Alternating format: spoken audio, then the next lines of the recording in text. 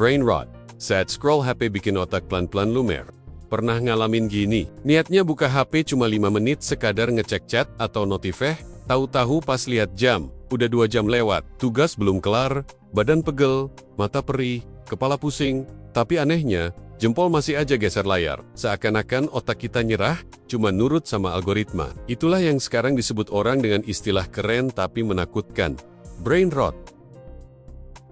Brain rot adalah istilah untuk menggambarkan kondisi otak yang kewalahan akibat kebanjiran konten instan dari media sosial. Bayangkan, setiap kali kamu scroll, otakmu dipaksa mencerna potenggen-potenggen informasi cepat, lucu, absurd, bahkan gak nyambung. Akhirnya, otak yang seharusnya dipakai berpikir dalam, jadi sibuk hanya mengolah hal-hal kecil yang singkat.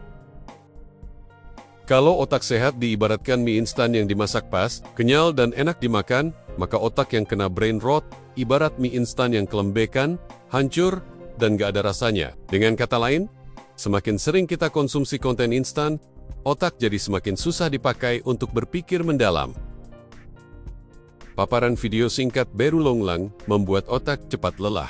Awalnya kita masih bisa konsentrasi, tapi makin lama daya tahan otak melemah. Sama seperti baterai HP yang awalnya penuh, tapi jadi cepat habis kalau dipakai buka aplikasi berat. Penelitian menunjukkan bahwa terlalu banyak konsumsi video pendek mengganggu fungsi perhatian otak yang bisa diukur langsung lewat gelombang otak. Hasilnya, kita jadi susah konsentrasi lebih dari beberapa menit, bahkan untuk hal penting seperti belajar atau bekerja.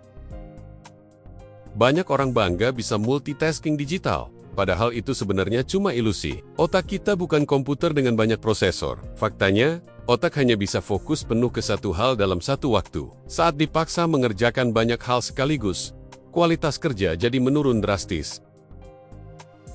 Akibatnya, bukannya produktif, malah bikin otak bekerja settingga di semua hal. Jadi kalau kamu ngerasa hebat, bisa belajar sambil scroll TikTok, sebenarnya itu cuma bikin otak makin lelah, bukan makin pintar.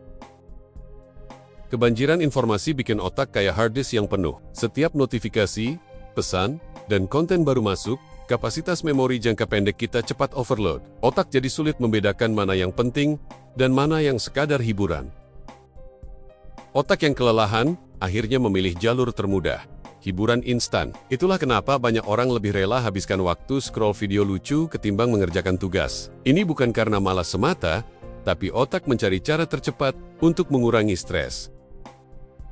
Scroll tanpa henti bikin kita gampang merasa tidak puas dengan diri sendiri. Melihat hidup orang lain yang terlihat sempurna di media sosial, kita jadi merasa hidup kita membosankan. Padahal yang ditampilkan di media sosial seringkali hanya sisi terbaik, bukan kenyataan sebenarnya. Selain itu, paparan konten absurd dan kekerasan ringan secara terus-menerus bisa menumpulkan empati. Lama-lama, kita bisa jadi lebih cuek terhadap penderitaan orang lain, dan merasa semua hal harus dibuat lucu, padahal tidak. Menurut laporan CDC, 1 dari 4 remaja yang terlalu sering scroll melaporkan mengalami kecemasan atau depresi. Angka ini cukup mengkhawatirkan, karena menunjukkan bahwa brain rot bukan sekadar candaan, tapi punya dampak serius terhadap kesehatan mental. Kecemasan dan depresi ini muncul karena otak dipaksa terus aktif tanpa istirahat, sementara diri kita sendiri merasa makin tidak cukup dibanding orang lain. Hasilnya, banyak remaja merasa tertekan tanpa tahu penyebab pastinya. Penelitian besar menemukan hubungan antara screen time berlebihan dengan gejala ADHD, sulit konsentrasi, serta gangguan perilaku lain. Ini membuat remaja kesulitan belajar hal-hal baru yang membutuhkan fokus mendalam. Bahkan, ada gejala fisik yang ikut muncul, seperti sakit kepala, sulit tidur, dan rasa capek berkepanjangan. Artinya, brain rot bukan hanya menyerang pikiran, tapi juga tubuh. Pernah nggak kamu baru sadar HP ketinggalan terus langsung panik? Itu namanya nomofobia, atau takut tanpa HP. Rasanya kayak ada bagian diri yang hilang. Fenomena ini mirip dengan gejala withdrawal pada kecanduan zat, di mana tubuh merespons dengan cemas, gelisah, bahkan gemetar ketika kehilangan akses. Fenomena craving scrolling ini mirip dengan craving pada kecanduan rokok atau kopi. Kita tahu dampaknya buruk, tapi tetap sulit berhenti. Otak sudah terbiasa dengan dopamin instan yang datang dari konten singkat. WHO bahkan sudah mengakui Internet Gaming Disorder sebagai gangguan resmi. Walaupun brain rot belum masuk klasifikasi itu, gejalanya sangat mirip, menunjukkan bahwa perilaku adiktif digital adalah masalah nyata. Brain rot memang belum diakui secara resmi dalam DSM-5, buku panduan gangguan mental. Tapi bukan berarti fenomena ini nggak nyata.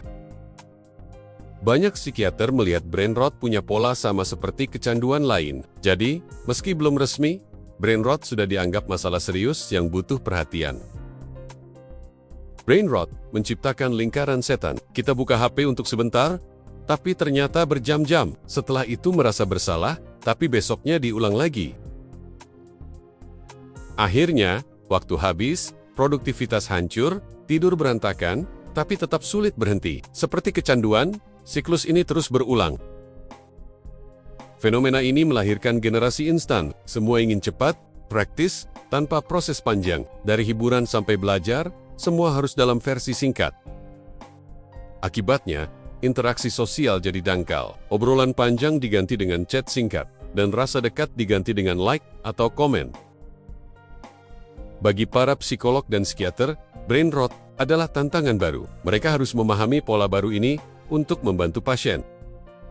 Banyak ahli mulai menawarkan solusi seperti terapi digital, detox, literasi digital, hingga konseling khusus agar remaja bisa mengontrol penggunaan teknologi. Salah satu cara mengatasi brain rot adalah digital detox. Caranya sederhana.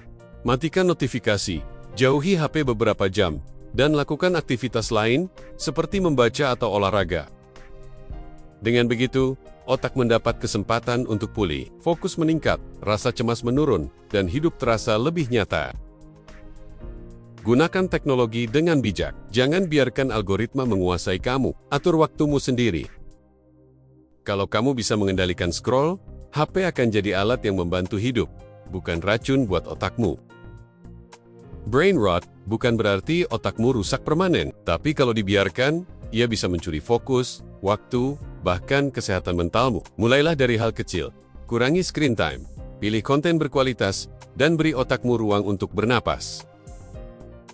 Kalau kamu merasa sering kebablasan scroll, atau punya teman yang suka lupa waktu dengan HP, bagikan video ini. Jangan lupa subscribe, biar kamu dapat lebih banyak konten edukasi yang bikin otak sehat, bukan rot.